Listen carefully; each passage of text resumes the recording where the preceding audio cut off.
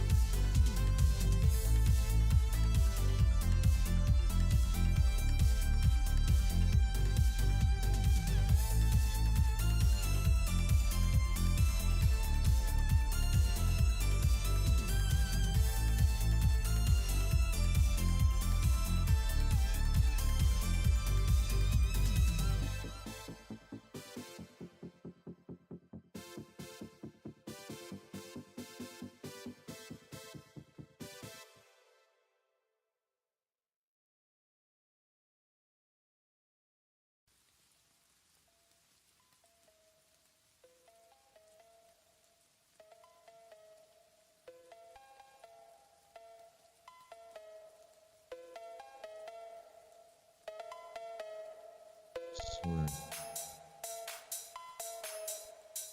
Silverstone.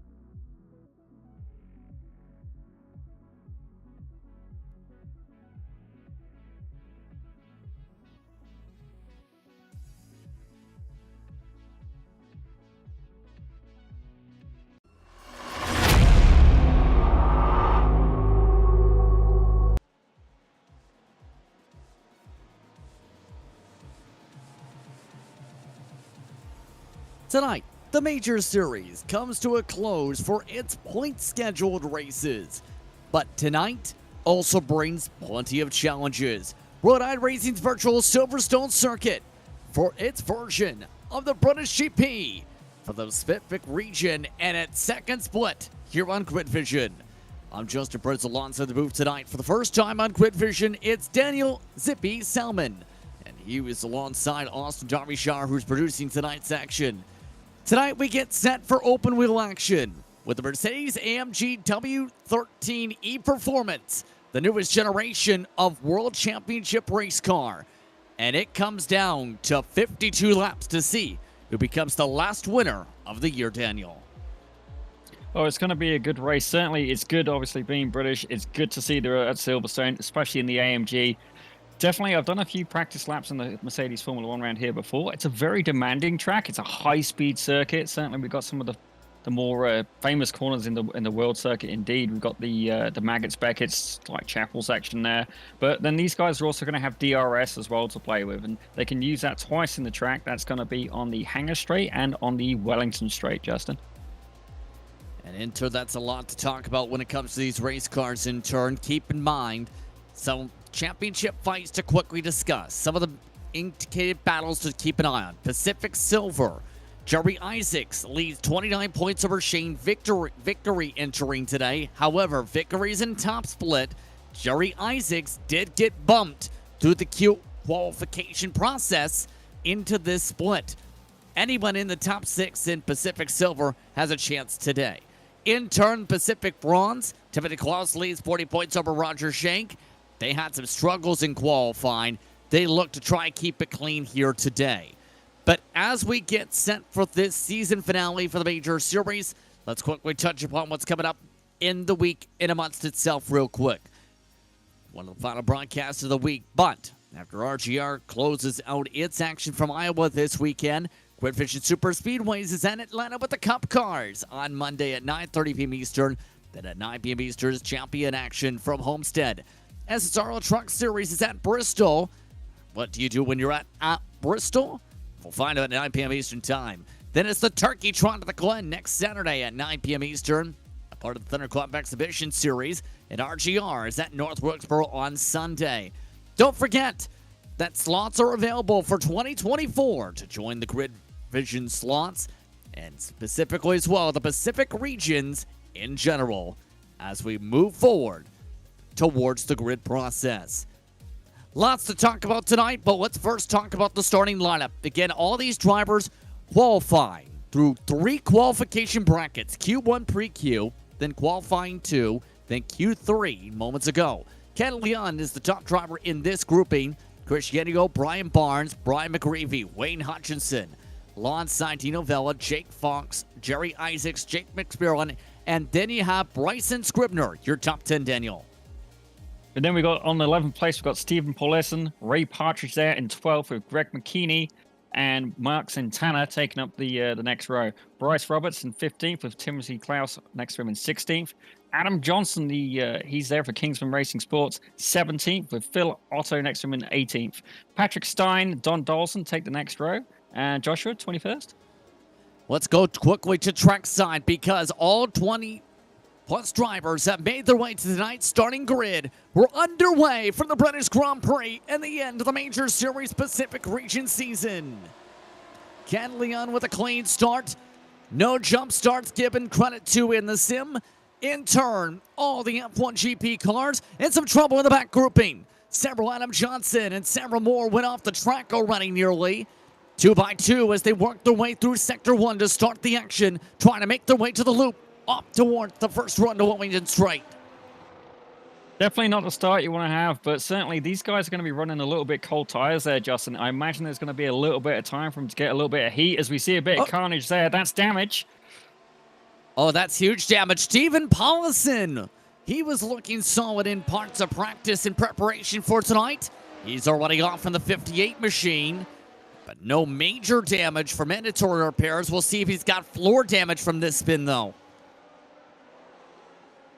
Looks like he just had a little bit of understeer there, and sadly he just collided with the other car. I think it could have been a little bit of cold tires, obviously where they've just done the qualifying session and then they've gone into this. The car's going to feel a bit different. It's not going to corner as it was last time they were driving it. Ken Leon, who is 4th in the Sports Silver standings entering tonight, he's the leader right now. He looks very comfortable. He's part of Mad Sim Racing. Now, keep in mind, for those who have not seen a race car for this car, I should say, on Sim, as another one's off the circuit, and Adam Johnson again, you will not see the custom logos on these paint schemes. Per regulations, these drivers have to have the same paint scheme template. They've all customized them via team schemes. Adam Johnson, 2 incidents in a lap is not good.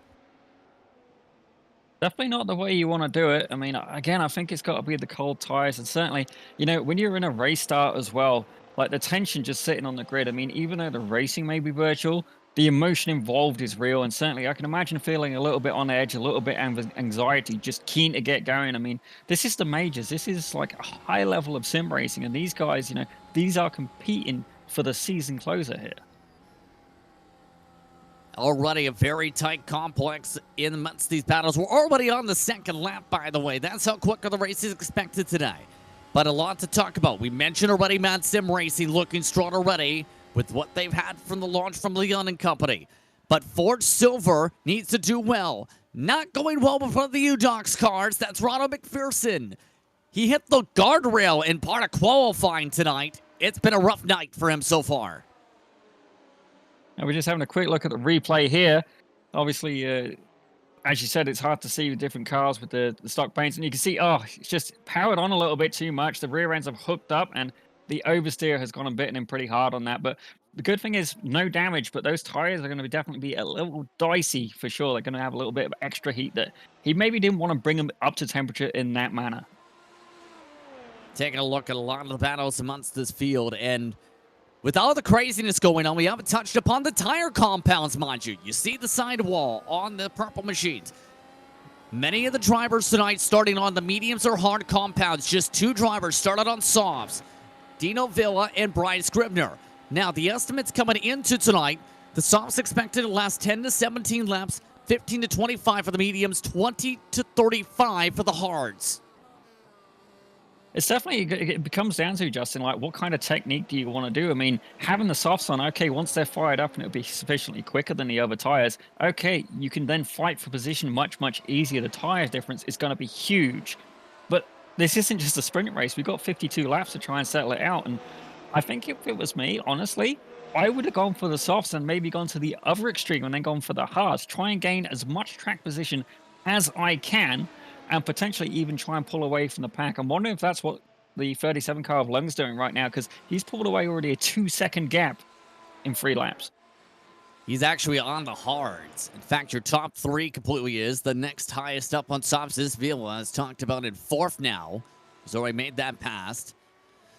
Now, as we continue to cycle through how things are grouping up here, some more smoke pops coming up. Able to hold on to things, though, for the side-by-side. It's Wayne Hutchinson. He'll work something inside. The Northwest Region driver passes Brian Barnes, one of the series veterans from the 2010s. Definitely a clean pass, definitely what you want to do. Where they got the DRS as well, that's definitely going to help with passing in this race there, Justin. Has got a little bit of a flasher going on here. A little bit of understeer there. And same thing. It's just powering on a little bit too hard, a bit too aggressive. And as they hook up, it's just firing them into a spin. You already mentioned we are already in DRS zone usage for this race.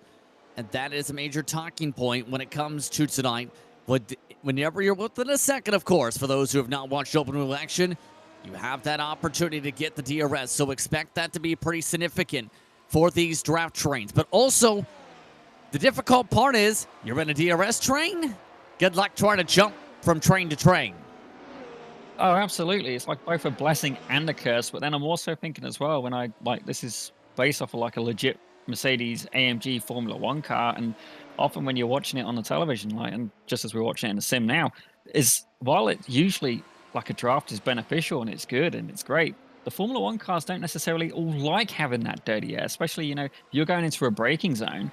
All of a sudden, you've got less air hitting the front of the car, less, pushing downforce onto the car, so your braking area might actually be increased. You know, you're going to need a bit more space to try and slow the car down. As we can see there, he's going a little bit wide, but keeping it on the track was McSparren.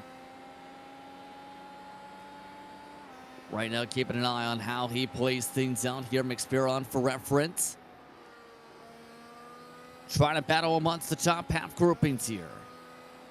McSparren curling the train, trying to jump up to 11th. Of note, the drivers on softs like Scribner, well, the time started to fall back a little bit. 1:37.2s. He started in 1:36.5s. For reference, Leon on hards was 2 seconds quicker on his fastest lap to start the race.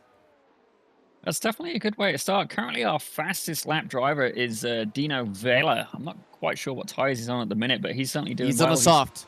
He's on the soft. There you go. The soft is paying off for him at the minute. But don't get me wrong. If you're Ken Lung and you're on the hards and you're putting out that kind of pace, that is a very good position to be in. His best lap right now is a 34.8. But as I look through the timings right now, I think our hard charger is the 950 car of Roger Shank, and he's currently up 7 positions. Good start for him. Yeah, Roger Shank showing a lot of improvement, actually, from qualifying. He had several spins in the session. The Las Vegas, Nevada native now has worked his way already up towards the middle of the field. Next car up is Don Dolson, 2 seconds up the road for Shank. And he needs to keep up with Timothy Klaus. He needs to even then gain another 4 seconds to get up to the 80 car, who's in the 12th spot up 4. Definitely a bit of a ways to go, but as you were saying, like in qualifying, perhaps he was maybe pushing the car a little bit too hard. And I find that in qualifying, as we're just having a quick look at Bryce Roberts here, what's going on here? Well, a little bit of a send down the inside. Oh, the gap just wasn't there. Just wasn't there. Not how he wanted to do that. Kind of along for the ride at that point. And let's take another look. And this was a talking point of qualifying. That was a little optimistic. Yeah, definitely. I wouldn't have gone for the move, but I find with these such high downforce cars and such high speeds as well. I mean, it's a Formula One car. Let's be real. It's a Formula One car. This isn't like, you know, your street stock or your spec Ford or like your Formula V. This is the opposite end of the spectrum. This is why, like in the world of like being a racing driver, Formula One is the top of the pedestal. You know, there's only 20 seats on the grid. You can see why it's such a demanding car. And you know, often before I get in the sim, I'll have like a cup of tea or something like that, you know, something to try and wake me up a bit, maybe a little bit of candy, you know, get a bit of sugar going. But to drive this car, I'm going to need something a bit stronger. And like, while I'm not a Red Bull fan, I can see why the team is successful if you got the juice on hand. Ken Leon continues to run away up at the front. Dino Vela, meanwhile, on those softs, he is still not slowing down. While Scribner is struggling on the softs, Vela's quickly running ahead by up to 0.6 a lap. Yeah, the softs are definitely paying off for him at this point, Justin, you know. But the question is, like, as you said, the window on the softs is only 10 to 17 laps. After that, is he then going to go to a mediums? Can he stretch that? Is he going to have to go to the hards? I mean, the softs, he may even be on the lower end of the window. I mean, I think you were saying like a 10 to 17 lap window. That's quite a big difference. I mean, that's a lot of variance. You know, if you go and burn these tires out early on, then you are going to be stuck trying to actually get to the end of the race. I mean, or are you going to throw on another set of stops and hope that you can make up the difference to pay for the pit stop? And keep in mind that it is mandated by the sim to make the compound swap. And that data is from Formula A, which does use this car, mind you, for its sim races. It, in fact, ran at Silverstone for its 11th round of its final season of the rotation, essentially, before the 2024 start to the schedule this upcoming month for the new builds. So, in turn, that's where that data comes forward from. He's within a second, nearly, of the leader. Chris Yedio, he's already fallen back of him. That's how quickly Dino has ran away. He's pushing as well. And if I look at the I rating as well, so Dino Vela, don't get me wrong, when it comes to league racing, especially, you know, from my experience, the I rating isn't necessarily everything to go by, but Dino, he's packing like a 1200, 1250 IR, you know, in theory, you wouldn't expect as much, but maybe he's got these soft tires really tuned into him. Maybe he's really on point with that, but maybe he just doesn't do official races. But this guy right now, he is having a really good day, up 4 positions and currently holding the fastest lap still. For reference, this is his 3rd start of the Major Series this season for Forge Silver. So he comes out to play in a big race for the team. He originally ran in the Americas at Sportsman last year with 1,100 plus points. Meanwhile, the adventures of Ronald McPherson continue. What happens here? Bye-bye. He just got a little bit of a lockup going in, Justin, but I'm wondering, is this a fixed setup race? I'd be surprised if it was. You'd know better than me, but so open setup, perhaps, maybe it's just a case of getting the tires up to temperature. Maybe, they got a little bit too much rotation in the car. Certainly whenever I've tried to drive these in the sim, I just find it so much.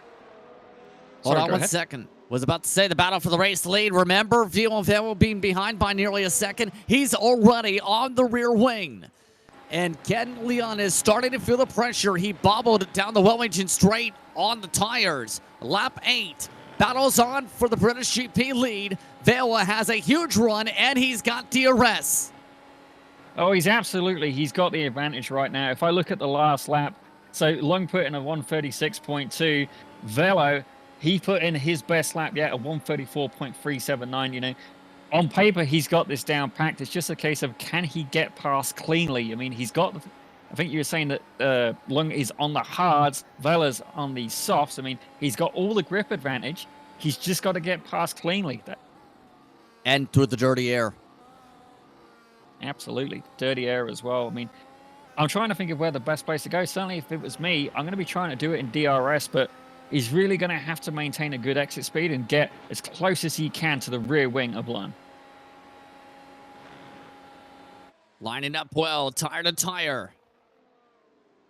Still trying to sort out near contact.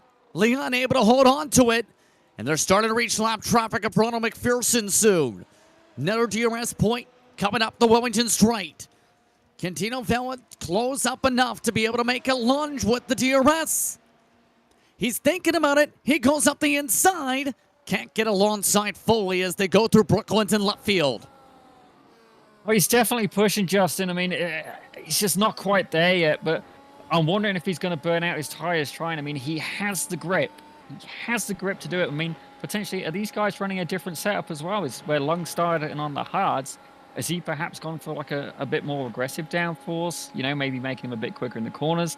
Maybe Vela's running lower downforce, making him a little bit quicker on the straights. But at this point, I don't think so, because the straights, he's getting a DRS, and he's still not getting past. And keep in mind, this is going to be critical with the team battle. Now the traffic for Ronald McPherson is within about a second. It's in near draft distance.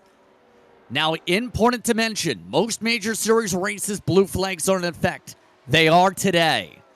So if you are lap traffic, blue flags are mandated here, like you see in real-world action. McPherson is not yielding to the blue flags. This forces a drag race up the Hamilton straight. Side by side, there goes McPherson on the let-go. Yeah, I think he was just trying not to compromise his entrance into that next corner, but certainly if it's me, and from experience of doing multi-class races, I would have definitely just lifted it off on the straight a little bit. Just let these guys get by ahead of you, because then not only that, if he can stay with them, perhaps he can catch the DRS right into this section here and potentially pull him along and help him catch up with the rest of the field. You see Vela, he's going for it. He's on the inside. Is he going to make it stick? Yes, he's done it. Vela's got past the 36, is past the 37. Can Vela pull away? Because Lung's now going to have the DRS at the next straight. And Leon, remember, going to be quicker potentially on the back half of this run. Now lines up with those hard tires. A nice move from Dino Vela to take the lead on the softs. And in turn, we'll see what the major switching point is. We are at that projected tire lifespan this lap by. And look at that. Leon now in the dirty air matches up with the lines, and now they start to weave up the Hainer straight. Here comes the move. Ken Leon looks for the pass back for Team Matt. He got it. Oh, he's through. He's clear, but I definitely don't think this battle's over yet by any means, Justin. I think these guys are going to be going at it for a while, but certainly if I'm Lung, I think I'm probably just going to actually sit in Dino's draft for a bit because realistically, he's then just going to get pulled along. They're both pulling away from Yatito in third, and he's on the harder tires. He knows that Vela is going to have to pit. You know, he doesn't have the harder compound. He's going to burn off those rubbers. And you have to keep fighting until that point. That's the major thing. Keep in mind, hard tires when it comes to 42. It will smokes the tires. Leon, a little bit more stability this time up towards the Wellington straight. Took a little bit closer to lunge last time for Dino Vela to close up on the inside. No move this time, though he did think about it through Brooklyn's once again. So back to the regrouping stage here. How long do these softs now last now? We're in that fall-off window, and he already has dropped back with that lunge. Half a second, 0.6 in fact, the difference. The adrenaline's definitely going to be running for Vela. He's keen, he's motivated, he's got those soft tires. Perhaps he's keen to get ahead of Lung, try and pull away a gap. You know, I don't know what pit strategy he's got in mind. Oh, trouble! Timothy Klaus, the leader of the bronze battle for points. He's forced to stop at the edge of the racetrack. Let's take a look why.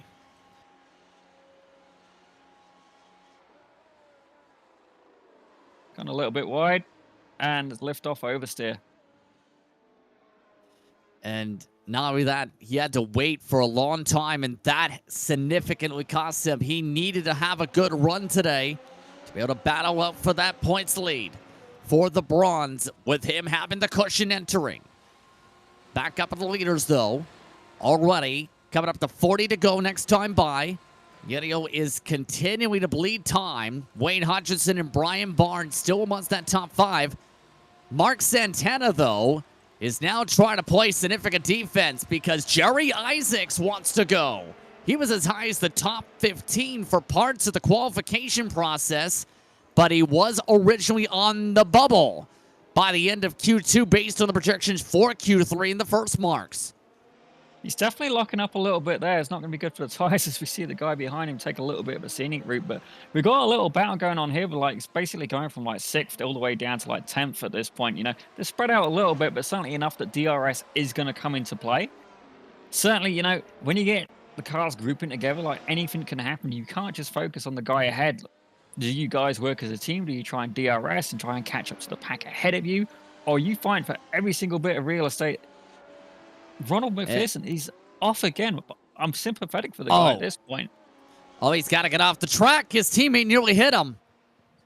Now, here's the projection from the team officials, from UDocs. As long as Tim gets to 50%, they look like he's comfortable for that mark. Here's the key word: get to 50% of this race finish. Survival was the first part of winning any race or even finishing in a race there, Justin. Certainly that's why you got to weigh up the risk between low risk, high reward. And right now, Vela, he is still keen. He's right on the tail of Lung, and he's going for it. He nearly cut through the curbing.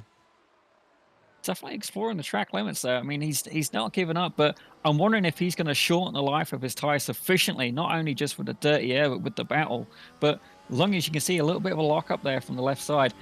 He's still pushing. I mean, he's booking 150, 60, 70, 180 mile an hour going down this straight, 184.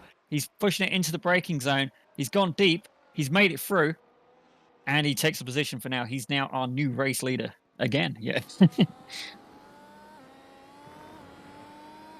Yes, and so far this has been a thrilling fight to say the very least in this one. Leon, remember last time he got lined up quickly in the draft, he quickly took it back after the run out of Chapel. Looks like he's trying to set it back up once again, try and go much more further through the run through Beckett's. There he goes, it closes up the 210s once again, gets in decent range to try and use the DRS. Oh, there's so many like features of driving this car. There's not just the DRS as well. There's like the different drive modes, I believe, and you can change it. I think it's 4 times throughout the lap, if I'm not mistaken. Just 4. Just 4. I mean, I'm used to just driving the car and getting around the track, and Some days I might adjust the brake bias, but normally that's something I'll do to set for the whole race. I'm not at the point. Who's gone off here now? Oh, that's Adam Johnson again. Running 21st. That pushes him back more on the pylon, and once we said, this car takes a lot of learning on the gas. Definitely catching a few people out. Certainly the power on oversteer is a crucial thing that we're seeing for accidents here.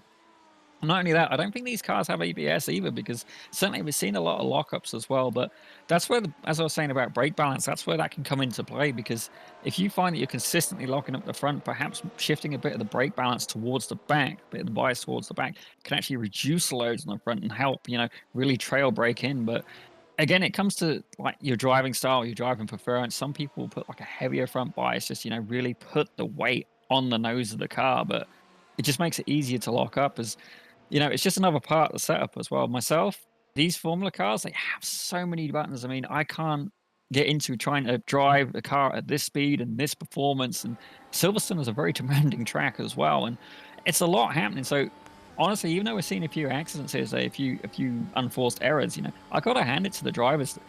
It is an incredible challenge to be doing this today.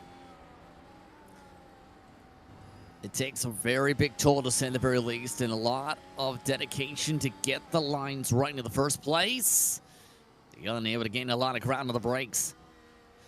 These two now nearly 5 seconds up between them. Hutchinson 10 seconds back. Meanwhile, Mark Santana, he drops back behind Jake Fox. They're trying to still keep up with Jerry Isaacs. They've also picked back up Jason McSpiron in their pack. Definitely, we got a four-way battle potentially going on here. Santana's fallen back a couple of spots from where he was earlier, but I'm having another look right now. Currently, Vella's still got the fastest lap going with 134.379, but as I look further back through the field, I've not really seen anybody give him much competition there, honestly. There's Brian McCreary, he's in the 34s as well. Second, third, they're in the 34s, but Dino's just cleaning up right now. Dino Vella, the 36 car, he is dominating on track right now. Roger Shank is in. He was starting this race, mind you, on the mediums.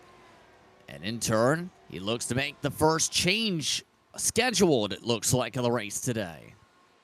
I'm definitely starting on the mediums. I'm surprised he's come in the pit so soon. I mean, we see Vella out front on the softs, and he seems to still be doing good. I mean, you were saying the pit window goes up to like lap 17 for those, where we'd expect them to start falling off. And, he doesn't seem to be having any issues right now. If anything, the tires are just doing absolutely perfect. But his last lap was a 35.4. He's not really losing time. I mean, as I look through the field, he's on pace. I'd say he's probably setting the pace. I'm not seeing anybody really like contesting him in terms of, outright position. Extremely incredible, to say the very least, what he's been able to do on the tire compound. Mind you, for those wanting to track, the estimated time lost in a pit lane for the Delta, about 20 to 23 seconds. Depends on how well you hit the marks, obviously. Remember, the pit stops when it comes to this car, about 2 seconds. If it goes longer than that, you missed your jack point. Honestly, I'm a mechanic as well, and if I could do that kind of pit stop, I think I'd be doing a lot better off financially. Like, it is insane how the guys manage to do that, and certainly when I watch it like every week, every week whenever it's on, it's just incredible what they can achieve in a short space of time. Fresh tires, well fresh rims and tires, get that all done in such a short window is incredible. But it looks like he's getting under a bit more pressure again. Lunga has turned up the heat, and he's going to try and make a move. No DRS on this straight. But certainly, if he can keep it in the draft, it's certainly going to help pull him along as they go into the Maggots-Beckett's complex. Yeah, the one thing I've really noticed from Leon, he is much more comfortable compared to Vella in the midst of dirty air, amidst that aero wash. That's been a prime suspect spot to set him up in the DRS zone right here up the Hanner straight. He takes the lead back. Oh, definitely. You could see such a huge speed difference as well. Like, he was just absolutely powering through. But then this next corner here, that seems to be pretty hot as well. I guess where they've had the DRS, they managed to close down the gap and just try and force the issue on the inside. But I don't think this battle's over it yet by any means. I mean, we're not quite halfway yet, but he's now reaching the end of that expected tire life window. Is Vela in the 36 car? I don't know how long he's going to stay out because, to be honest, if I'm with him and I can keep with Lung, I'm going to keep them tires going as long as I possibly can. Until it starts affecting my lap times. I mean, I'm sure these guys are taking a look. They're going to be aware of what the pace is that they're setting. Scribner's in on his softs. Also in Mark Santana. Patrick Stein also pit last time by. Stephen Paulson, keep in mind, had to make a wing change already. He's had one pit stop already. So now the window's wide open for several expected stops here amongst the field. Keep in mind, that field was starting to really fall off. 1 second lost last time by. They're still in the back half straight. In fact, the 42 of Yenio was nearly in his draft. Perhaps it could be time for Vela to take the pit.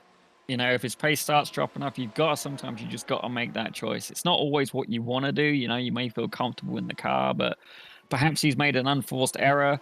It's hard to say. Certainly, he's past that pit window, but I don't know what his strategy is for the rest of the race. I mean, you were saying the mediums, like how long were the mediums going to last there, Justin? Well, the medium projection for today, about 15 to 25. Definitely, he's not going to make it on the whole race, and it'd be pretty close. Definitely, mathematically, he won't make it on a set of mediums. He would have to go through the hards. Also, real quickly, pardon me for breaking up that point, but a top 10 car no longer has front wheels. Jason McSpiron has crashed, and he is now the first one out to potentially use the faster pair today. Let's take a look and watch the slide coming out of the corner here.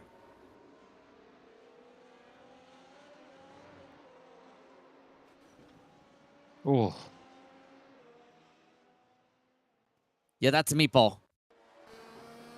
Yeah, that's definitely not what he had in mind. I mean, it looks like the curb's just gone and caught him out. I imagine it could be a little bit more slippery on the curb, but Mercedes really is biting the guys hard for certainly when they power on. Perhaps, need to be a little bit smoother on the throttle, just feather it in a little bit more gradually. But in all fairness, I can't drive this car to save my life. The power to these guys for getting it this far.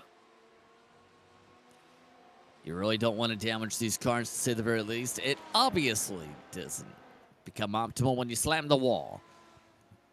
But Vela, keep in mind, he's now back to the point where Yenio's in DRS range to him.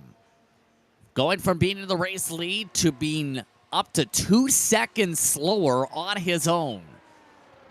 He's already passed that threshold estimated today. Does he come in? Surprisingly, no. I'm wondering if he's realized. Like his last lap was a 137.8. Yatito was there doing a 135.7. It is no wonder that Yatito has caught up. And I've got a feeling that he's going to be dispensing a Vela pretty quickly. The 36 car, he's going to be passed. As you said, these tires have fallen off. You need to pit. You need to get some fresh rubber and then get back out on the track and try and recover some position. Amongst those who have pit so far, the combinations, your mediums are hard so far. Outside of that, not too much here. Let's take a quick side-by-side and break. When we come back, more action here from Silverstone. You're watching the Major Series, the British GP, Pacific Split 2.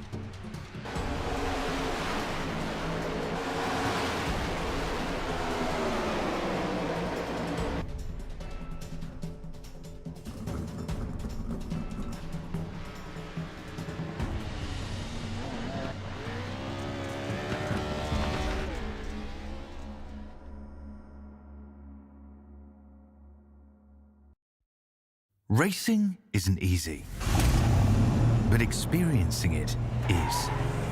iRacing puts you in the driver's seat with the industry's leading sim racing game.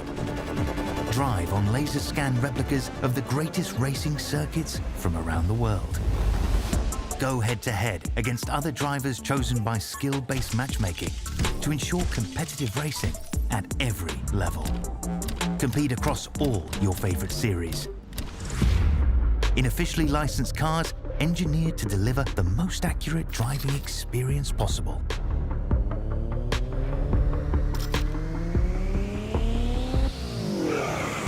Join a race or host your own with players from across the globe.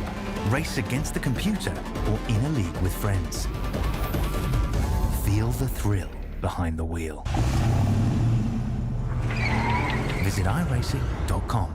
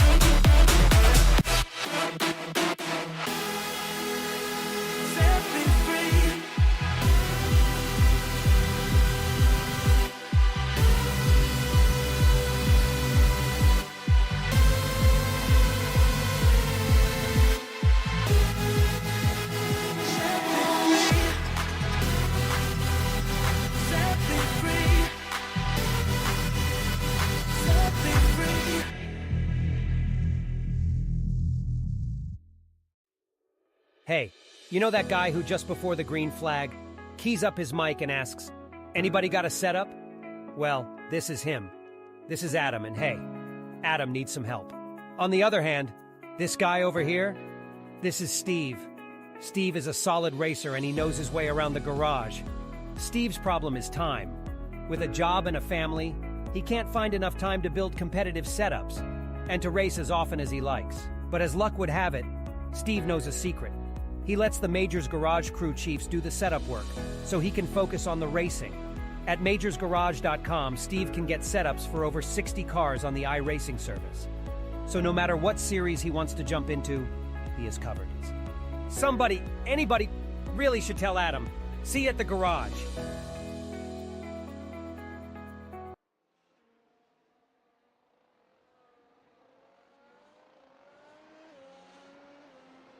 Tonight's action for the Major Series and its specific 7th split for the British Group P is brought to you in part, once again, by tonight's charity being supported, the Crohn's and Colitis Foundation, uniting to care and cure. Since 1967, the foundation's played a role in every major breakthrough in IBD research, investing more than $400 million in finding causes, treatments, and cures for Crohn's disease. Trouble on the racetrack. Dino Villa from 3rd spot. His softs are gone. He's popped one of the tires. The left front tire is gone. It's corded. Oh, definitely not what he had in mind. But I mean, even in the booth, we're saying, you know, this guy needs to pit. You've got to come in the pit. Those tires are done. And I'm wondering if he had a crew chief. You know, I'm really, at this point, he's wishing he did. But those tires are barbecued. Like, there is nothing left. He just needs to limp that, get it in the pits, but and try and do a bit of damage control at this point, you know, see if he can recover from this race. And I don't know how he's still on the racetrack right here, because it's not been an easy time. And once again, we've seen this in the rear wheel GP a couple years ago with the previous generation. In turn, expect him to come in this upcoming time by to get off those soft tires. He's got to get in. Oh, sorry, Justin. Sorry. Gotta is an understatement. He's already under attack for 3rd. He's able to baby this car around for now. Expect him. No. How in the world is he still on the racetrack? He is absolutely shredding that left front tire as we look back over to Fox, making the move on Isaacs. I'm wondering, is he even going to get, like, is iRacing going to meatball him at this point? You know, like, how far does iRacing get involved in terms of, like, the tire compound? Like, certainly when I've done endurance races, I've bought a car in and it's had, like, 3% left on the tire. And you could tell like this thing was done, and that wasn't even one of the Formula cars. That was like a GT3. It's a lot more forgiving. How he's keeping this car on the track at this point is incredible, but I do wonder if he's like not just the time he's losing, but he could potentially have an error and not just take himself out, but take out one of the competitors as well and cause him more trouble. Now, here's the interesting thing. Depending on the graphical settings, you may or may not be able to tell this as a driver, because if you have it towards, say, the medium or the low setting, you might not be able to actually see it. For example, this is what we see in the broadcast feed, but in terms of the in-depth to the point where you melt your graphics card, you can literally hear the cording through some of that tire, because you can see individual treads depending on what your in-sim settings are. Remember, these tires have these individual treads that eventually will come apart and cord apart the older the tires get. And eventually, that tire will pop. You can straight up hear the cording. Listen. Dino does not hear the cording. He's finally pitting. You hear that difference? Do you hear cording? No. Well, I'm glad Dino's finally managed to bring it into the pits. I think they have meatballed him. Ah, there you go. That's why. At least the meatball's out. He was starting to become a hazard on track, but sheer power to the guy. He kept it in a straight line for the most part. We didn't see any claustra, absolutely diabolical errors, but hopefully he can stop in his marks. But not only that, where the pit stop is so quick, there's more reason to come in. By delaying that pit stop, you're just losing time and time and time. And as you can see, like, he has dropped heavily through the field even before he hit the pits. Oh, trouble on the racetrack. Several cars are spinning. Ron McPherson. Mark Santana has also just broken his wing off in the 333. Chaos, panic, and disorder. It's like I'm behind the wheel of the car, Justin. Definitely not what these guys have in mind. Let's have a quick look at the replay. Take a look. Oh, my gosh. Absolutely huge closing speed. Like, I'm not sure as to why. Like, insane closing speed. Like, even if you had DRS, I don't know if it would be that high, but perhaps, just trying to get out of the way. Was that our unlucky driver again? It's Mark Santana, and he's definitely going to be feeling that in the results. It's not what you had in mind. That car is wrecked. I think he's going to have to take a tow. They both did take the tow, and both of the mandatory repairs. There is a fast repair, but you still have to wait for the tow. That's at least a couple laps, and, well, never mind. Ronald McPherson did not take his tow. He instead lost the whole back rear wing, and it's not been a fun day for him. Definitely not been a good day for Ronald McPherson. Like, he's styling that car in ways it was not designed. It is certainly at this point mechanically challenged, to say the least. Jake Fox is in for his scheduled stop. He's amongst those on the mediums. That's good. That's actually right at the pit window you were saying for the mediums as well. So that's good. He's had a good steady pace. He's not burnt them out overly. He's in. It's all scheduled. Getting ready for a race like this as well is certainly a longer race. You can't just get in the car and send it. It's too long a race for that. Like, all right, you can try, but at the end of the race, they may find that it's cost you in the long run. And oh my goodness! And what in the world is Ronald McPherson doing? Tow it! He nearly crashed into the leader. I'm wondering if he's going to get black flagged at this point. Like, it's getting to that kind of stage. Like, he's losing more time by driving around than towing. Don Dolson is in, but you have no downforce, a broken suspension, and somehow have not corded the tires. I don't know what else to tell you. At least he's in the pits now. He's out of the road. But has he already used his fast repair? I mean, he's definitely not having a good day. But perhaps, like his strengths are in other cars, like I said, it's so hard to drive these cars. It really is demanding, if not the most demanding car on the sim. Like, I've tried the Indy car a little bit as well. Now I could kind of get my hands around, but with all the DRS and with all the additional drive modes in this, it's so demanding. And then not only that, you got the tire compounds to think about as well. By the way, McPherson, I believe, did get a black flag from incidents on top of things, and he's trying to use an exploit to use the black flag serve. Did not work. So, the Utes driver McPherson's having a very fun time. That's going to be a fun driver's post meeting for him. Let's take a look around at how Yedio's doing. This is Vivo, I should say. He is in 7th. Could have been much better. He is 38 seconds behind the leader. By the pits, he's on the mediums. This is the soft to medium strat. Not in the very normal way of doing it, though.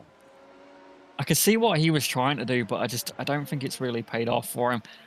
Where he had that such dominance at the start of the race, such track position, such pace, it was really going well for him. But now, he's ahead.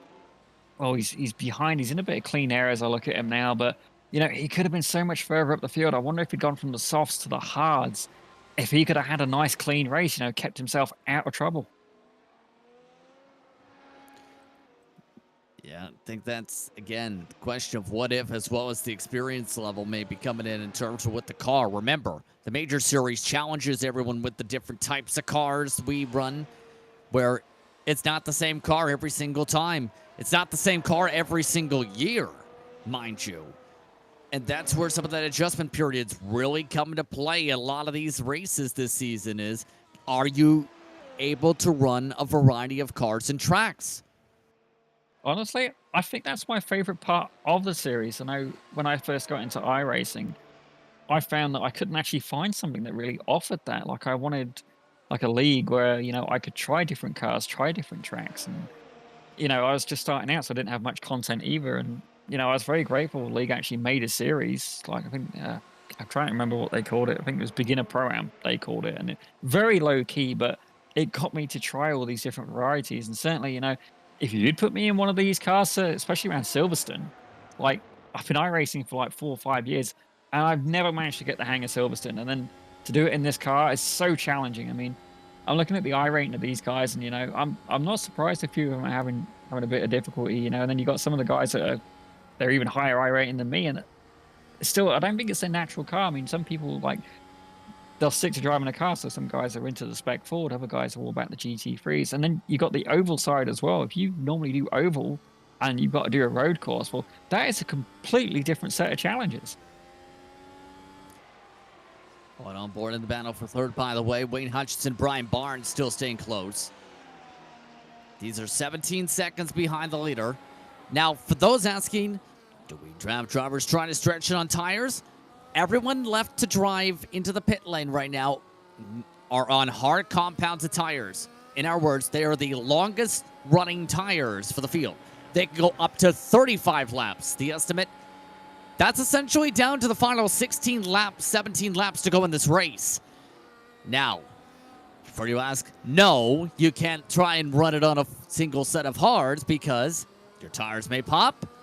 And you also get a black flag for iRacing disqualification for no tire compound switch. So that has to be talked about here, where these are the hard to soft strategy getters here with their window not supposed to open until 17 to go. I think it's a good technique personally, because certainly at the start of a race, everybody's very close together. And while it would be good to have the soft, if you took the soft at the start, you had to be aggressive and on it straight out the box. And it's really hard to do that when the grid is so compact and so tight. And certainly, while you have the confidence in the rubbers, but certainly once it's up to temperature, the safer option, I think, is doing what a lot of these guys do. And they've gone from the hards, and they're going to basically do a last hurrah at the end, try and make use of those softs. Or smoke. That's because Ronald McPherson spun again. The 143 continues to have an adventure. And guess who's got a black flag for incident points again? I'm going to make a solid guess. It's Ronald McPherson. By the way, he's the only driver to reach the incident limit, let alone twice in this race. As we look back to the leader. I guess he's not doing it like golf. I mean, the trick is to get a lower score. But I got to hand it to the guy. If he wanted to get screen time, he's doing it. He's just doing it in a way that probably isn't best for, for his reputation. certainly, I'm sure in the drivers' meeting after, he's not going to be a very popular guy. And like, I feel for him. Perhaps this isn't what he's used to driving. You know, it's a lot. But I think at this point, you know, I would just be trying to keep out of the way. You know, you don't want to destroy anybody's race by any means. And he's already had collisions with some guys, like Santana came up. He ended up getting right into the back of him. Like, the closing speed was just so huge. I'm not sure what was happening there, but at the point he was in, when he was still driving that car around the track, trying to limp it to the pits, like, why bother? Just take the tow. As you said, take the tow. You're out of the running at this point anyway. You know, the toaster's up. Butter the bread. Well, Leon's trying to make sure he doesn't get, well, over-toasted as he gets himself through the traffic. Coming to 23 to go. Still up by 7 seconds as Brian Barnes makes the move with the DRS. Wayne Hutchinson drops back to 4th. And right to the pit lane goes Barnes. So now the window is open for the hards. It almost seems a shame. Like, it's like, yes, he's passing, and you know what? He's going to go in the pits. But I'm wondering if like an undercut maneuver is going to start coming in for the hards. Because, I mean, even though they're in that pit window, we're not seeing a fleet of people dive into the pits at this point. Has to be medium. Has to be mediums here. No, but if they started on the hards, I mean, if they started on the hards and then, you know, they're kind of dragging it out a little bit, you know, maybe there is a benefit in pitting a little bit earlier because some guys are still out. As we see, he switched onto the mediums there, the nice yellow ring tire. We just got confirmation since we're already just past the halfway mark, essentially, in this race, that good news if you're Timothy Klaus, who recovered to the top 12 after his incident. He is essentially, unofficially, the bronze champion for this season. So he has made the 50% threshold, and that means mathematically, unlikely anybody else will catch car 80 for the 2023 season here in the UK.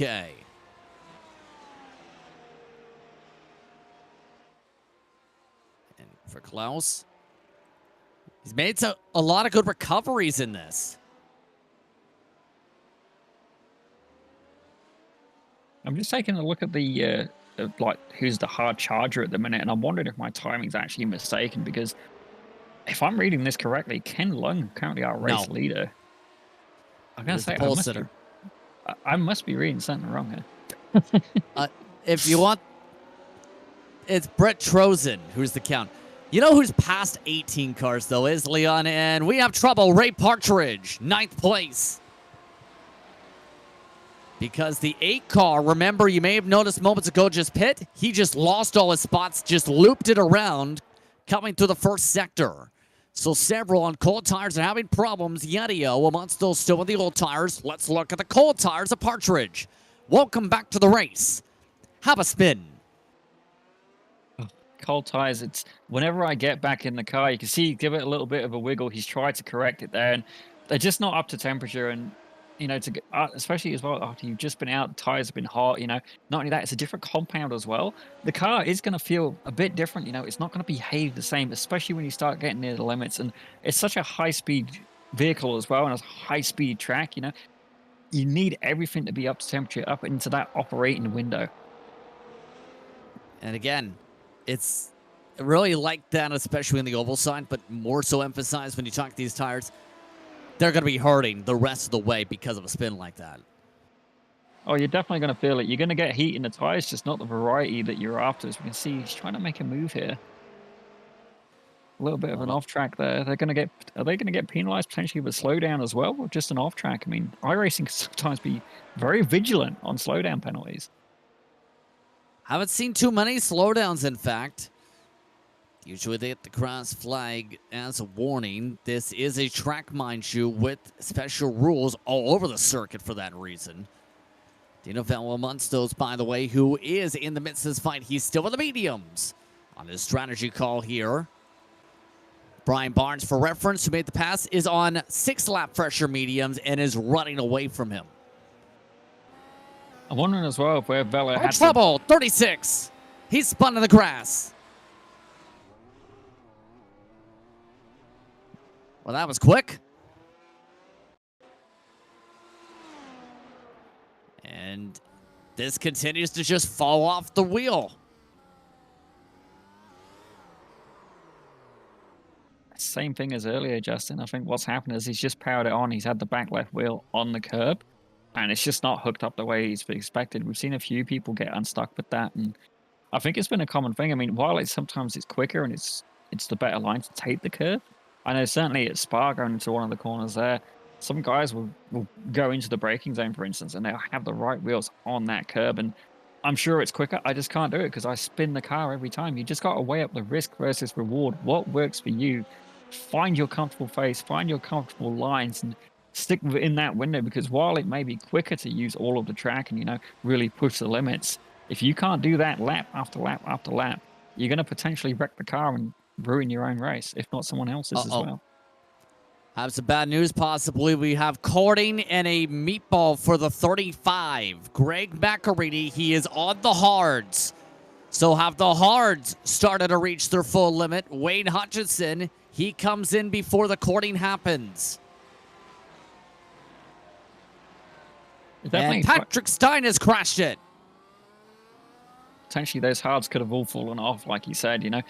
We're going to see very quickly if this is a constant pattern, you know. But driver style comes into it as well. Like, certainly when I've been driving the Radicals, for instance, you know, you can feel different driver techniques. We'll have a quick look at the replay here.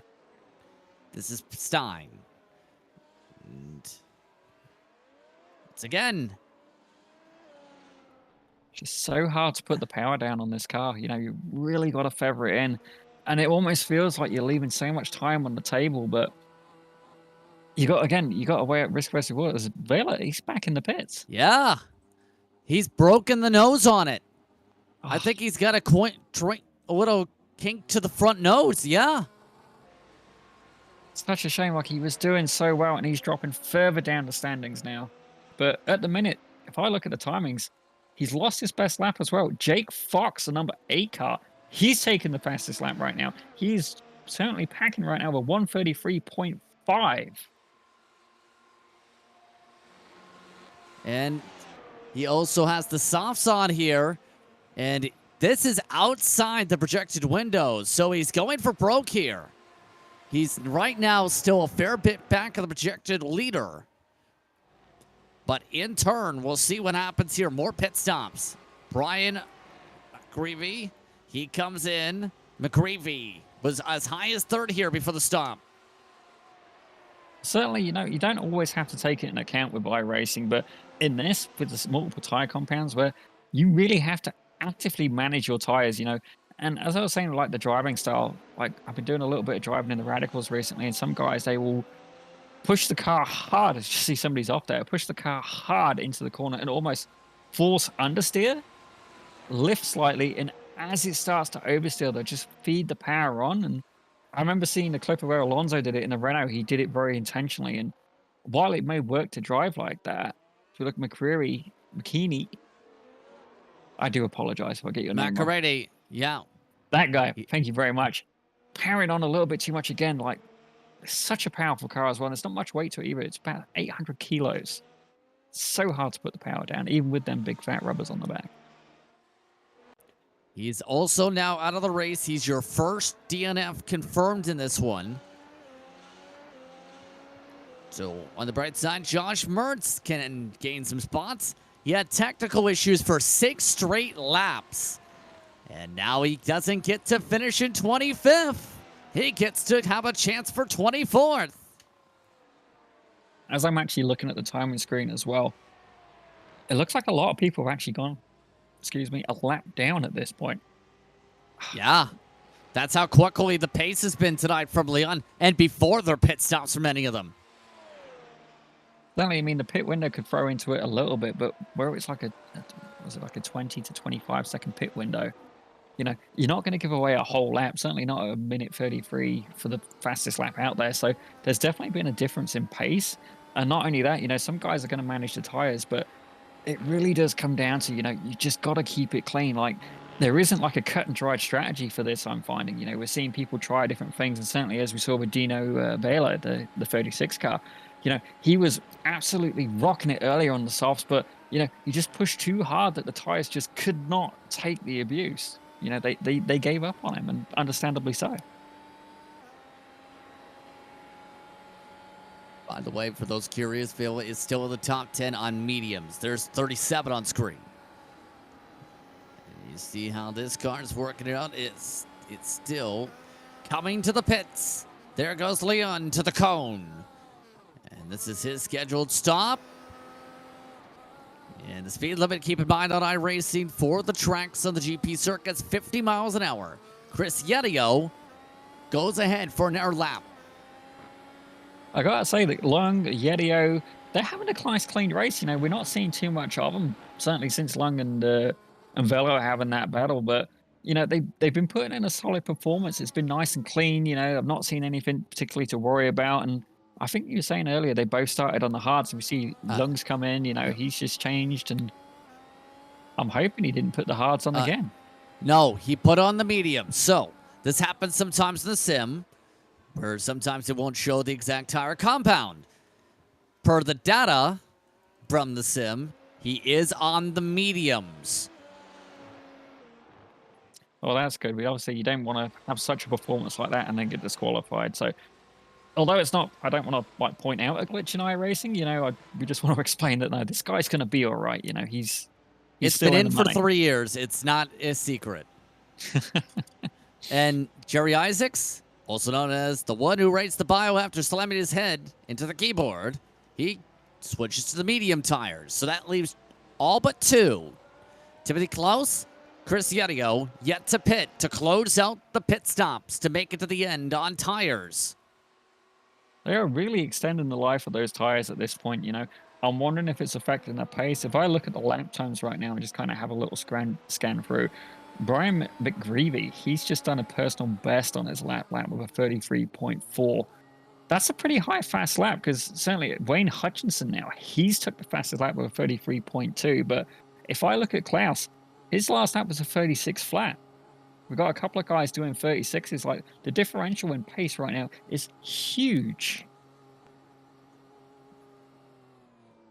And as he gets up on the jacks here, it closes out pit stops. Let's take the chance. Why don't we to take a quick break? When we come back, Chris Yedio will have some fresh tires and get on those softs. You're watching Grid Vision.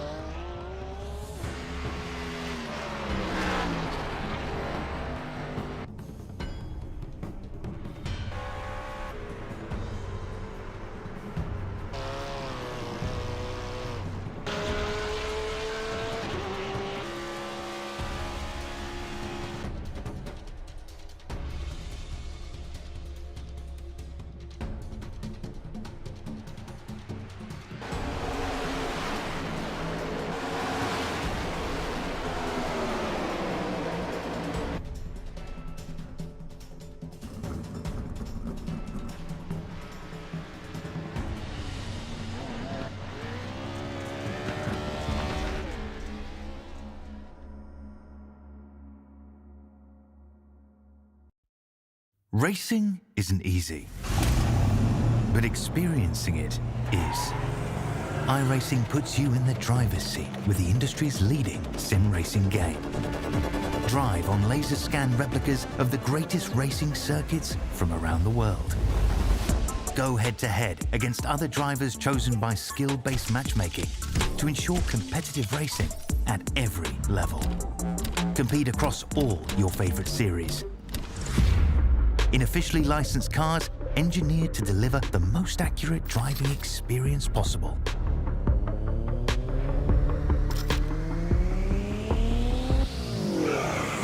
Join a race or host your own with players from across the globe. Race against the computer or in a league with friends. Feel the thrill behind the wheel. Visit iRacing.com.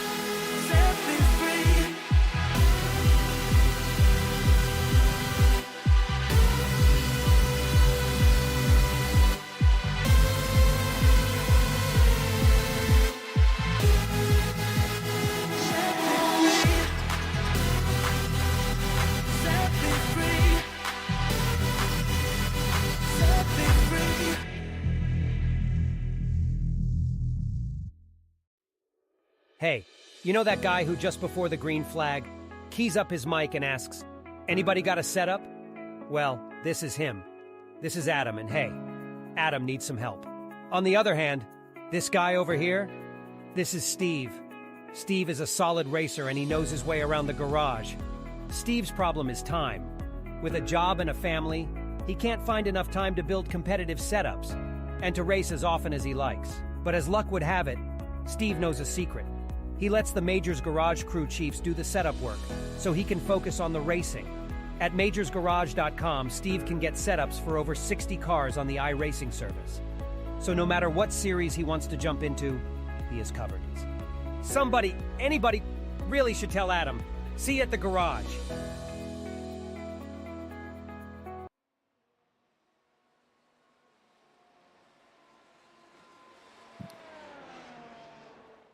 Welcome back to Grid Vision for more coverage of the Majors Series, where we enter the final stretch. Just Prince Daniel Salmon alongside Austin Jarvie Sharp producing. And we have a plentiful card of troubles. First, Adam Johnson. He made a second pit stop. And remember the issue on cold tires on the gas? Let's look.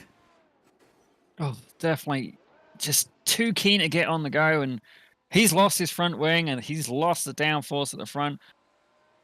I think he's going to try and limp it round. At that point, I almost wonder if he should have just took the toe. Is it going to give him a really short toe as if they're pushing it back into the pits, or is it going to give him like an exaggeratedly heavy toe? Jake Fox is currently pitting this lap, as well as a couple others, so some second stops being taken. Some bad news, though, for the 36 camp. Black flag, incident infraction. That's Dino Vela, he was doing so right at the start. Everything was going well for him. He was fighting for position. He was fighting for the lead. And then we've just watched him, he could have had this race. He could have finished potentially on the podium. But I almost wish he had a crew chief at some point to say, look, Dino, get in the pits, get in those tires. And now he's getting penalized with an incident limit. He's maybe a few too many off tracks, and it's just gone. He's paying the price for it. And everything looks so well for what was a fierce battle at first, but now it's Chris Yedio who looks to try and do the potentially improbable. Close 10.5 seconds on softs compared to Leon's mediums. He has 13, make it 12 to go this time. To make any inroads, he's gained a couple seconds since then.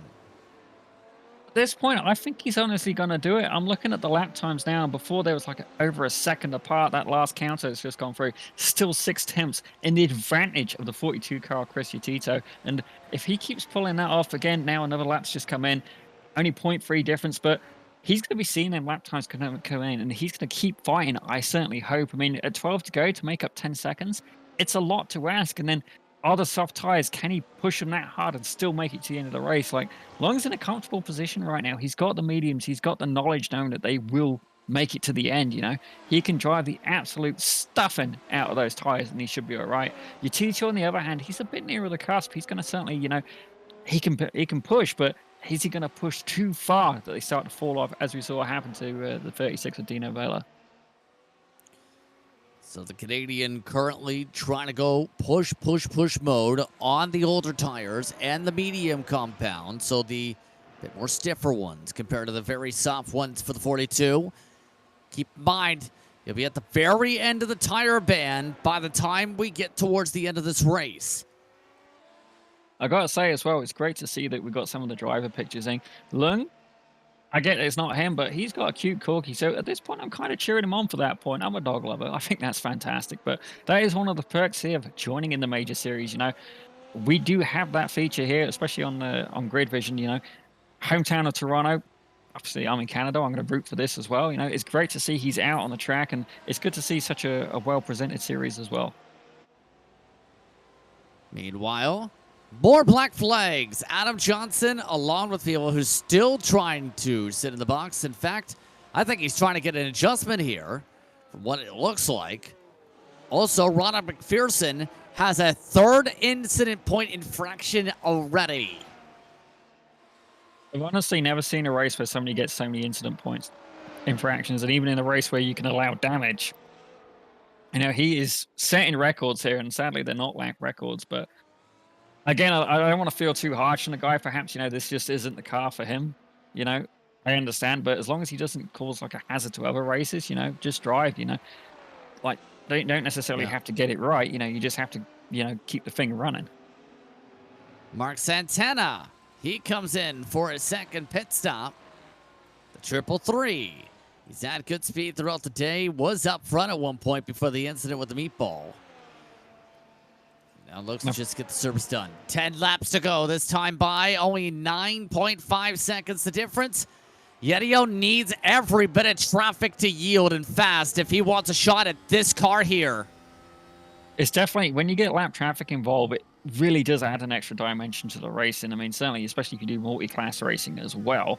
But you've just got to hope that you get to pass them at the opportune moment. So if you're going down a straight right now and you see that lapped car, you are hoping, praying, begging, you know, offering to sell your firstborn child. This is why I don't have any kids. But, you know, you want them to get out of the way at all costs. You want them to be the least inconvenience possible just so you can get on and focus on what you're doing. But I think at the minute, the biggest fight we're going to have coming is going to be between the 8 car of Fox and potentially the 51 of Isaacs. These guys they're only about 4 seconds apart. I'm wondering if they close the gap in the last 10 laps. That's now one of the battles between the mediums and the softs. Fox is on softs, by the way. Remember, he's on old softs, as in he elected to go very early initially. He took a second pit stop, though. That's why he shuffled back to 6th. So he elected to change up the compound, be able to get on fresh softs after having initially the idea to try and stretch them. And then the conversation of the corning of the tires came into play. I think that's a smart move by Fox. I mean, certainly earlier on he held the lap record, but as I say that, I see Jason McSparron. He's put it in the 32s, 132.9. Absolutely blistering pace from the 22 car. Who was that in the wall? Adam Johnson again. Oh, boy. The good thing about it being a sim is there's no real-life repair bills at this point, but let's have a quick look and see what happened. Looks fine. Ooh. Bye-bye. Just a little bit of a wiggle. Oh, it seems to be the drivers are having a really hard time getting the power down in the back of that Mercedes, you know. Just need a little bit more throttle control, you know. Just dial it back a little bit. Just smooth, you know. You guys have seen Carlos Sainz, but smooth operator. Yeah. Oh, my goodness. First, well, that's about both the spit and the singing voice, by the way. I couldn't decide which. I understand if you don't want me back for no, but my singing is not on par with Carlos Sainz. I never heard Carlos Sainz sing before, so I have no idea what's on par for that. But coming up to 8.5 laps to go, the gap is 8.6 seconds. Have you ever? Are we playing a drinking game now? Can't say I ever have on this one, but, you know, Yatito is certainly, he's managed to bring the gap down from about 10 seconds. You know, as I look further throughout the field, you know, I think that's the closest battle we've got going right now. Like, where Fox is on them fresher softs, he's just going to leave Isaac behind. I mean, he just can't even stand a counter to him at this point. You see where he's most comfortable, though, in the softs. Able to gain a lot of time on the speed. Here's a look at Barnes, though. Brian Barnes has had a really good race, actually. And this might be his best run in a long while. Definitely, you wouldn't be upset being on the podium, especially with such a demanding track and car combination. I mean, it's such a high speed, you know, high downforce. Certainly, when I was testing I tested the W12 here. I know there'll be some differences for sure, but I needed all the downforce I can get to try and get the thing to stick. And then changing between the different compounds, you do feel it in the sim. You do feel it. It's different. And even doing that, I found as well that my wheel, like I have like a full-size wheel, and I wanted something smaller. I wanted something like more direct, like smaller diameter, just so I could throw in them harsher steering angles and try and get the car to turn more aggressively. And just keep in mind, he has Brian McGreevy and Wayne Hutchinson trying to sort things out. Gravy is currently within 2 or so seconds. And getting back to the Ford car, it's been a while since the last time he finished in the top 5. You know his last top 5 in the series in any action? America's region 2020, when he had 3 top 5s. It's been almost 4 years since his last top 5 of the major series. The one-time race winner from 2014 looks to get his first podium, let alone top 3 of the year. Well, I'll be really pleased if he can pull it off, but he's certainly not out the woods yet. He's got the 88 of McGreevy not that far behind him. Certainly, if McGreevy can get into that DRS, I mean, he's right on the cusp now. It's so close. I mean, it looks even closer than the timing suggests. Like, it's so close. So if you're Barnes, you're going to have to push with everything you've got. We see McGreevy flashing in a little bit there, but he's going to have to push as hard as he can, try and escape McGreevy, but he's just got to hold on for 7 more laps, try and keep it in the clean. But again, while he needs to push, you've got to keep it within his own threshold. You know, if you over push right now, make a mistake, it's all over and that podium position's gone. Looking back at Yeddio, check it in. He is at with less than 7 to go. Getting some help from Ray Partridge. He is 7.5 seconds back. And I don't know if there's going to be enough pace in these tires. Only 0.6 gain last time. You're talking about needing to gain a full second per lap to have a shot. It's definitely a big ask, you know. Power to him if he can do it. But certainly 7 to go, you know. At this point, you got to sort of weigh up your battles. And as you see, McGreevy, he's certainly, you know, he's got his eyes on Barnes and he is keen. You know, he wants that 3rd podium position. Certainly, I mean, I'm sure you can get more into it potentially on the point side. I'm not too sure. But regardless, you know, everybody wants a podium. And then even if you get the podium, you're like, well, I got 3rd. You're chasing 2nd. I mean, that is the inherent thing about racing. You want to be number 1. And one thing to touch upon, Dino Vella, for reference, moved back to 14th. Things are not out of the woods yet for his positions, mind you. He already gained a spot this lap on Patrick Stein. He's already zipped away from Stein by a fair bit. Nearly wrecks the car against the curbing. But he has a chance on those softs now, the freshest in the field, mind you, to go for a fastest lap. He several times has been the 132.4s. If not, be able to pound. Stein nearly caught him with the DRS. Well, at the minute, he has got that fastest lap with a 132.4. Absolutely blistering pace. But, you know, if I'm looking at the guy as well, ahead of him as well, like, I'm trying to see the gap. I don't think he can close it down. It's just too far, even in the 6 laps. Like, he is... I'll tell you what, actually, no, he may just make it. So his last lap was a 33.3. Car ahead, 35.6. But he's still got a ways to go. He's about 8 seconds back. So there is a potential striking opportunity for him to gain that 13th position. But at the minute, he's pushing so hard, you know, you've really got to, you know, keep it on the track. Like, it's very good being able to push it that to that limit. But, you know, if you overdo it, again, it's going to be all over. And we've seen throughout the race, you know, he's just been going beyond that envelope, and it's cost him so heavily in the points. By the way, coming up to 5 laps to go, Yeddio still about 5.5 seconds, 5.8, in fact, back right now. That continues to shrink, that gap right now. He needs to find a way to gain a lot of time and a lot of now to be able to get in DRS range for that last lap, though. Almost a second last time by. So he definitely has the potential to do it, but even once he catches him, he's going to need to get, not only just get past, but he's going to need to get past cleanly, quickly, and efficiently, you know. You don't want to have an incident on the last lap, but I'm wondering if we could potentially get a finish like we just see recently at the Brazilian Grand Prix between Alonso and Perez. Like, absolutely phenomenal battle. Came down to the line of just a couple of thousands, a couple of hundreds. I can't remember exactly, but it was really damn close. You know, you couldn't put a crisp packet in that gap. He's going to need to be pixel perfect the rest of the way if he wants a shot with 4.5 laps to go. Of note, McGreevy, he is now in DRS range of Brian Barnes. Barnes had previously had to get around not just Bryce Roberts, but Stephen Paulison They're also fighting for position a lap down. Here's a look from McGreevy as he looks to line it up. Keep an eye on him for the hander straight this time.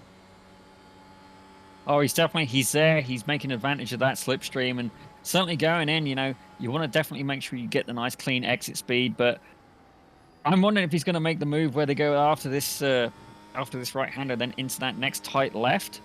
I think that's where he's going to make the move. We're going to have to wait and see there. Slightly fresher mediums. Keep in mind, by 4 laps on McGreevy, is that enough of a difference to make this pass? See, that's where I thought he was going to make the move. But even if he doesn't get him this lap, it could be potentially the next one. It's been one of the passing hotspots I've found, if you can get the car to stick. What just happened here? Here's Don Dolson. Corey Reddy 18th. Well, at least he didn't lose the tires. It just grazed the wall a little bit. But again, all the accidents I'm seeing so far, it's all about the powering on, which you just got to be a little bit more gentle on the throttle. Adam Johnson having the same kind of thing. Actually, you know what? Style points for that guy. He almost did a perfect 360. And it's the exact same place, too. And with wing damage, too. So he keeps going. We keep going. Under 4 laps to go now in the British GP. Closest battle on tracks for third. Yedio is not gaining anymore. He's now plateaued. The Reds have plateaued late. Definitely, you know, we knew he was going to be on the edge. Lung has run a fantastically clean race. Like, he's had this planned out. You know, it's been methodical. He's had his goals. He's had his benchmarks, and he's been following them beautifully. He's kept out of trouble. He's not got any incidents, really. You know, he's not gotten any battles. He's not been held up excessively by lapped cars. Like, this guy needs to go out and buy a lottery ticket. You know who just made a swap for third, though? Brian McGreevy in the DRS. He's seen it on the pylon. The hander straight is where the move's just been made with a couple laps to go. Here's a quick look. You see that DRS is open. He's powering it on, and the closing speed is absolutely huge. He's able to send it in way before they get to the braking zone. And, like, Barnes can't really answer that other than just try and tuck in and stay behind him. But even then, like, there is another car behind him, albeit not for position. And quickly done, easy done. And in turn, we keep going on. Now working through the old pit straight. Let's take an air look on a replay because guess what's going on here. This is Mark Redeker, the 462. Once again, that has not been a good corner for most people today, the loop. It's definitely a tough track. And again, like on the powering on, we're seeing that these guys really, I'm sorry, Dino, like it happened, okay? I can't be commentating cursing everybody because you guys are just, you know, we're coming back to you to see it, but certainly powering on the huge power plant in these Formula Mercedes cars, it's just so hard to get them stuck, even with them big fat rubbers on the back, you know? You just really got to be so smooth with it. And while it's a high downforce car and you really want to throw it around and be very like aggressive on the controls, it doesn't seem to be working. You really got to like feather it in there. I mean, compared to the W12, it's not as much downforce to say the very least compared to the newest generation where it's a lot more slicker. It's Ken Leon spinning from the lead with under 2 laps to go. Here comes Chris Yanio. He's within a second. Can he pounce? Wasn't at the DRS detection point for Wellington Straight, but look at that. It's just got interesting. Oh, it's definitely the mistake he didn't want to make. That could potentially cost him the pole.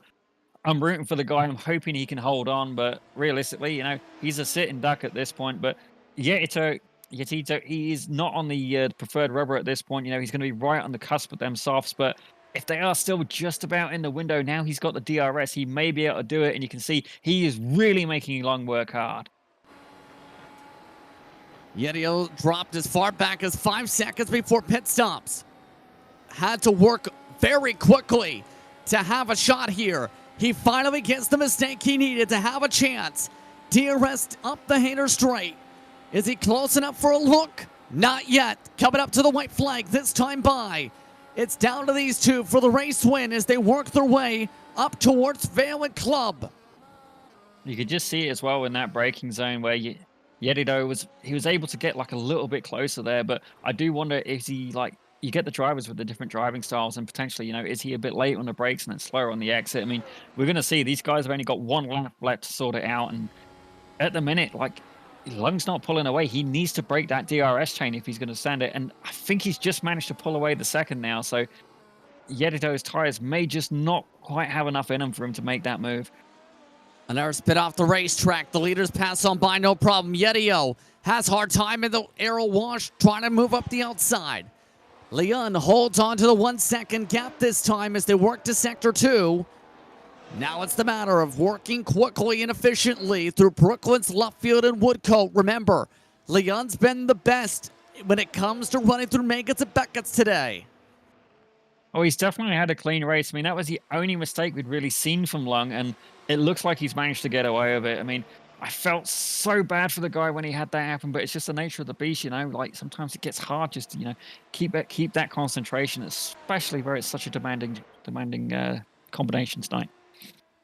Now it's down to one more DRS. Oh no! Yenio's in the grass. Yenio had to get off the gas.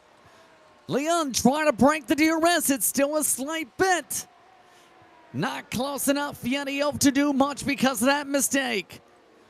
Ken Leon works his way to the final sector one final time. Through Club to the Hamilton Straight. Ken Leon slides his way to victory.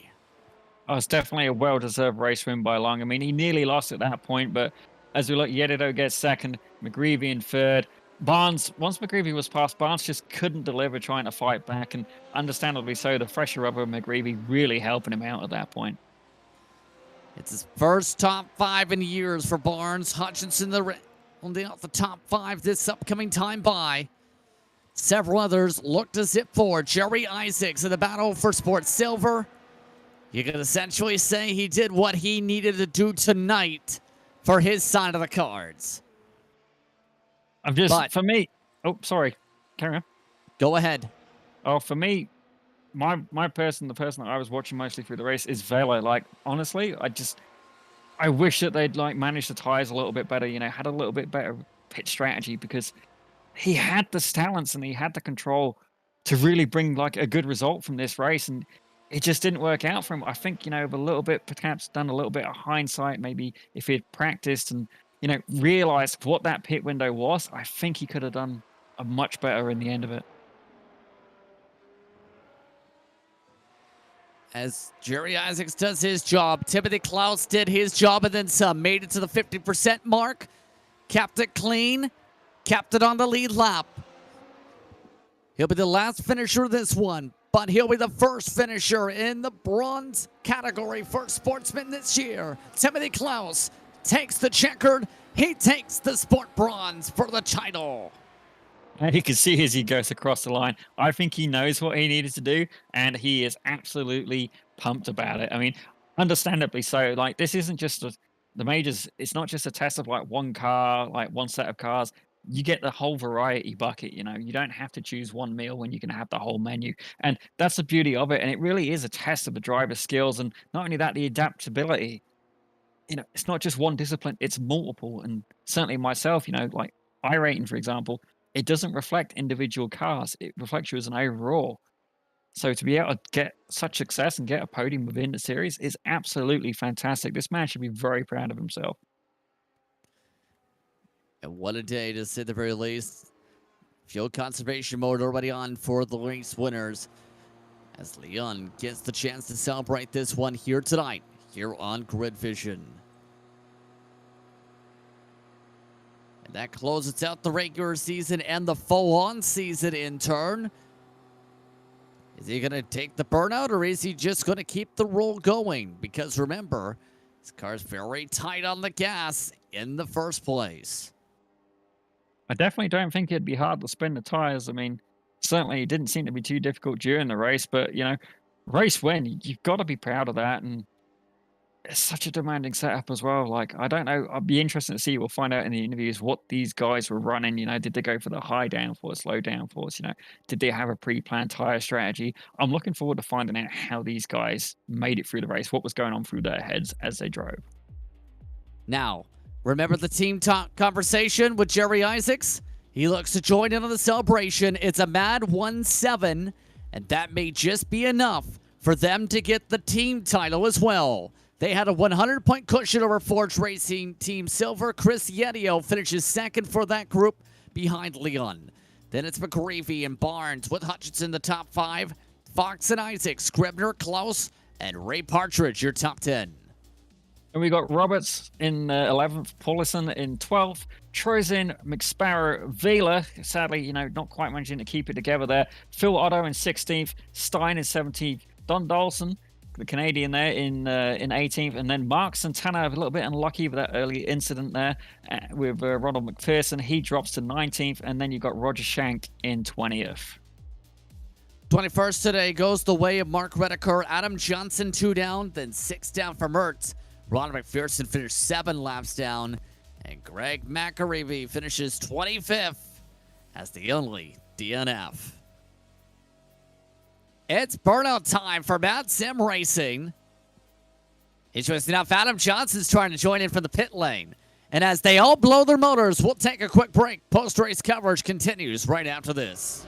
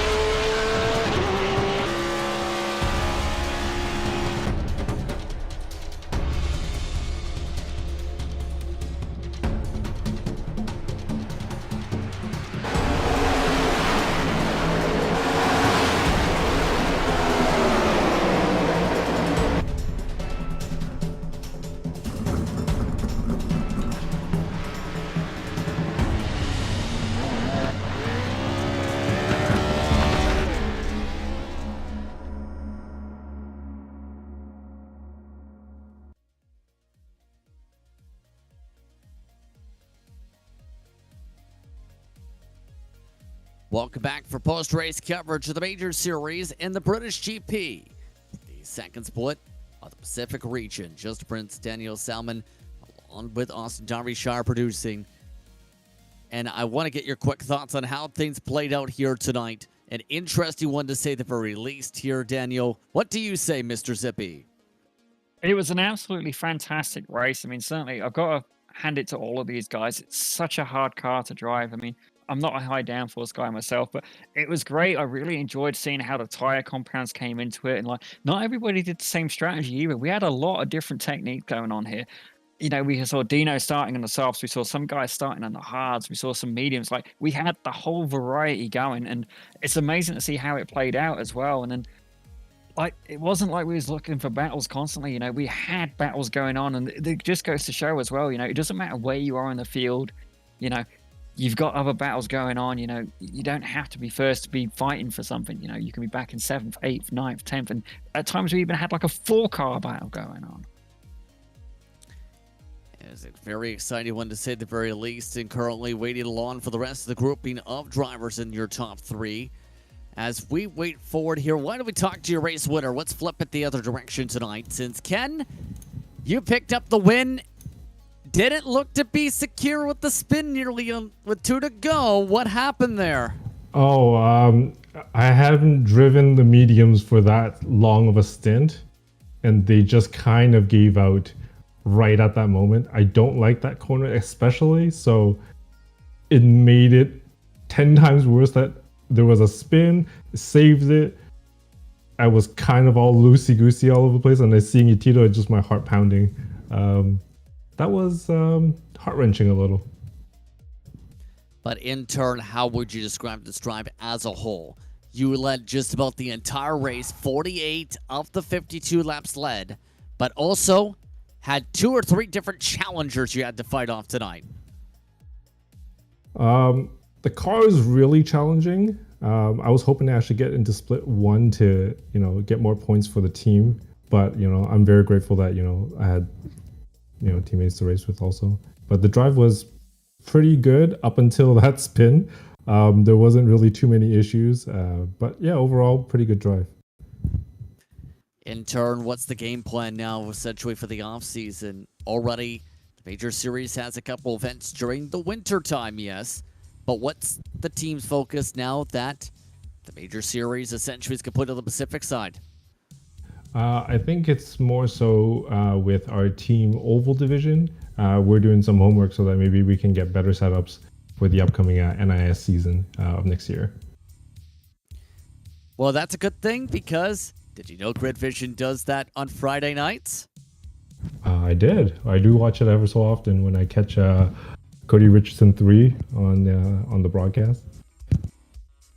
I'm not sure who. Oh, you mean Cody Richardson? Okay, Yes. Gotcha. Oh, any shout out you want to give for the win tonight, though?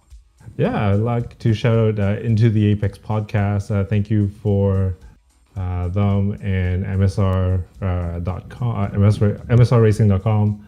I don't know who else is watching, but thank you for everybody. Oh, Jerry, our teammates, Cody, just about everyone just helping out with the race, just, doing crew chiefing and just, setup building every so often.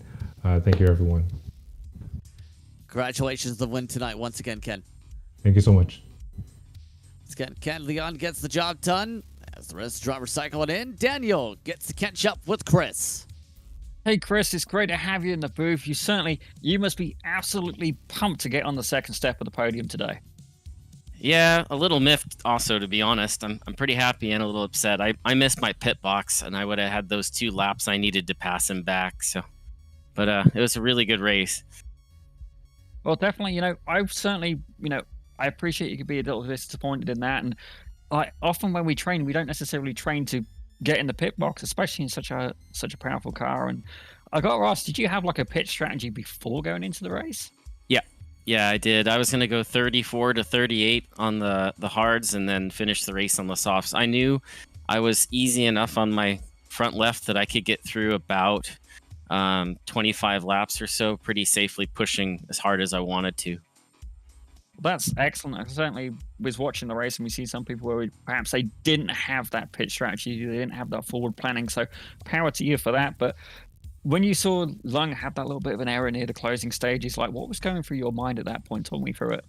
So I knew I was getting about 3/4 to a second a lap on him. So I put it in attack mode the last 2. I figured the battery's going to be empty at the end of the race anyway.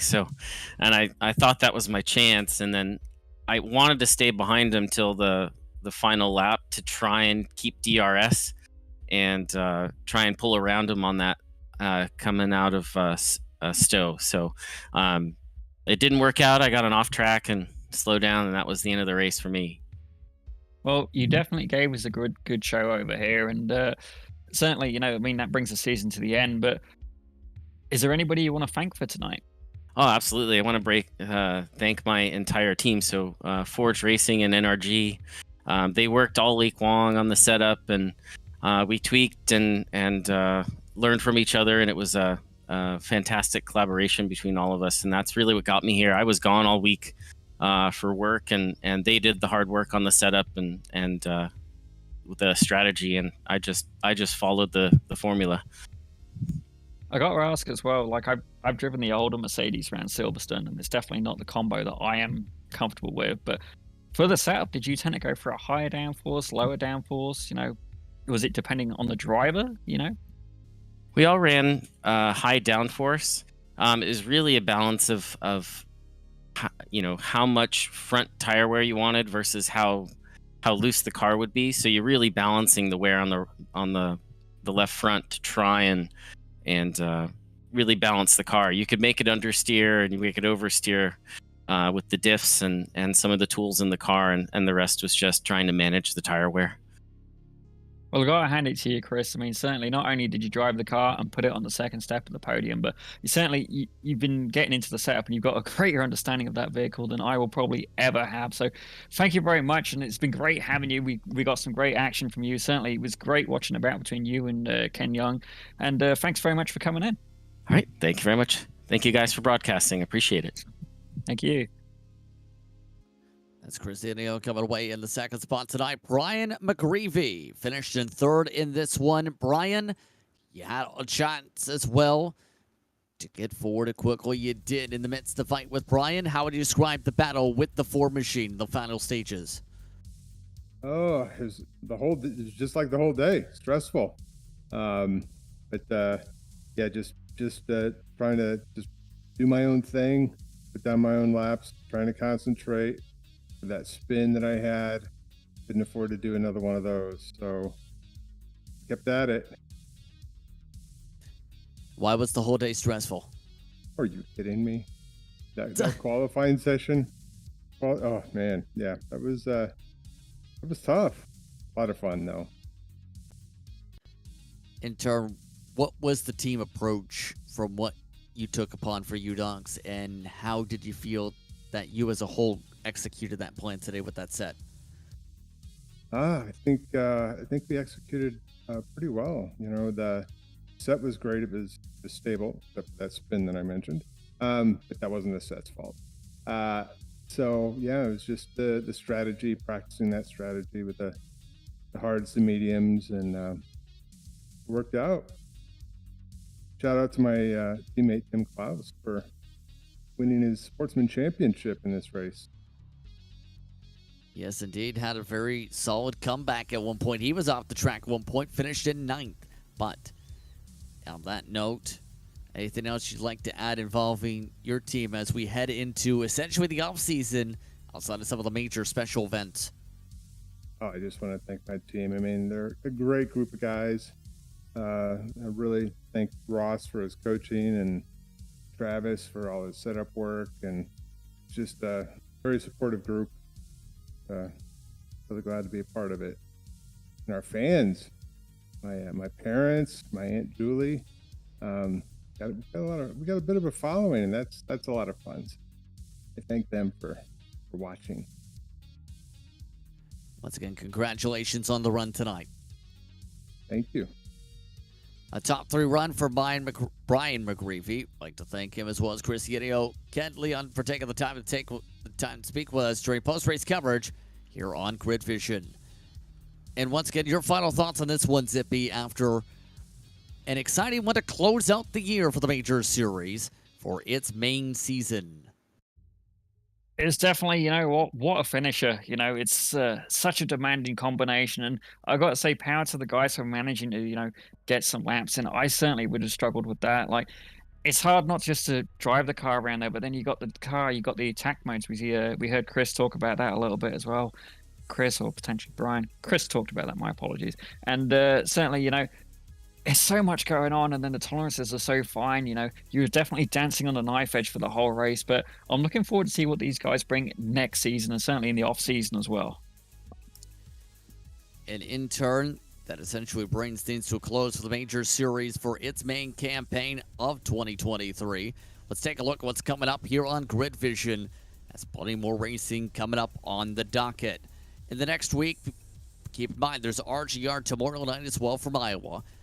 But it's Cup Cars at Atlanta to start off the week with Grid Vision Super Speedways. That's at 9:30 p.m. Eastern Time here at Grid Vision. Then is Champion Truck Series action from Homestead Miami Speedway, 9 p.m. Eastern on the Tuesday.